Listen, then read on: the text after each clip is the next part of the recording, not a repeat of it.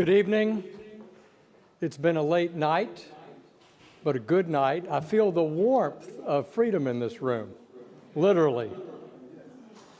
My name is French Hill, and I'm delighted to represent Central Arkansas in the House.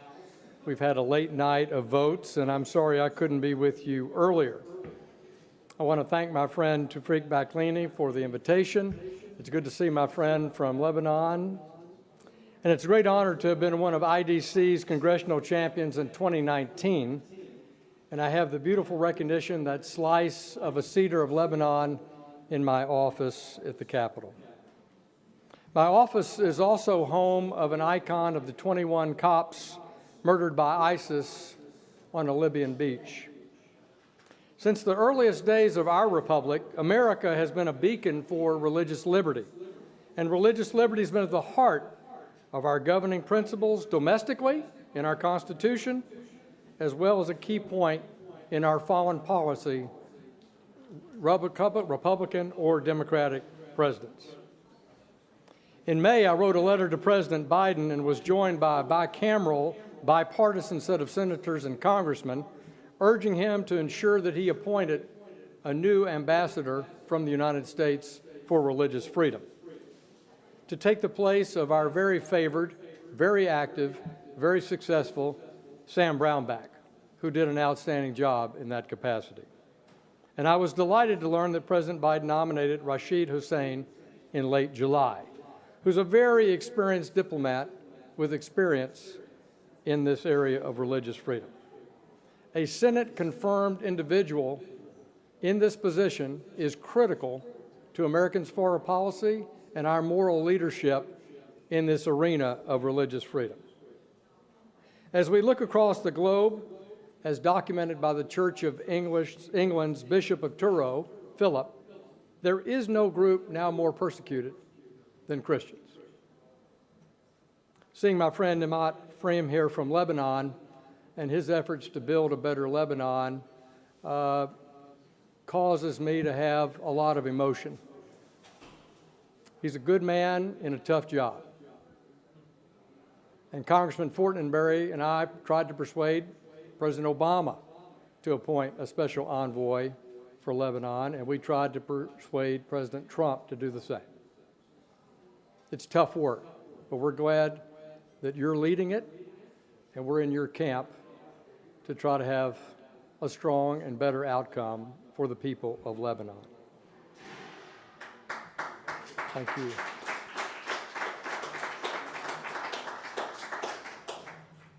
The ongoing conflict and killings in Nigeria's Middle Belt resulted in the U.S. State Department designating Nigeria now as one of the world's 10 worst abusers of religious freedom, where Boko Haram and killing and kidnapping Christians.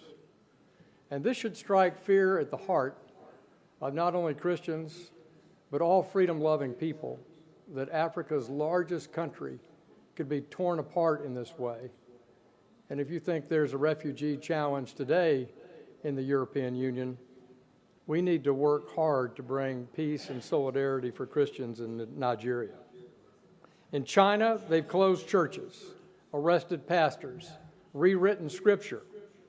In Pakistan, the case of Asia Bibi went internationally viral, with Bibi as a Christian woman who faced a death threat after being acquitted of blasphemy in Pakistan.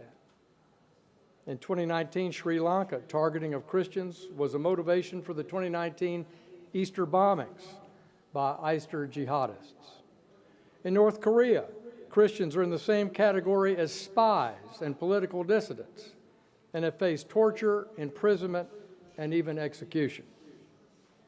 In Muslim-majority countries around the world, there's the use of blasphemy laws to silence dissent, criticism, and debate towards their Christian populations.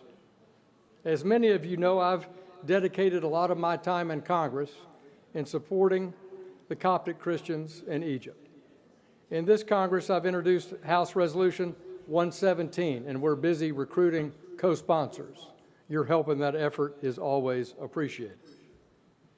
Despite the good work and goodwill of Egyptian President El-Sisi to promote religious tolerance amongst his people, In many provinces, the State Department reports that there remains a culture of impunity where cops are routinely attacked, churches burned, and families harassed.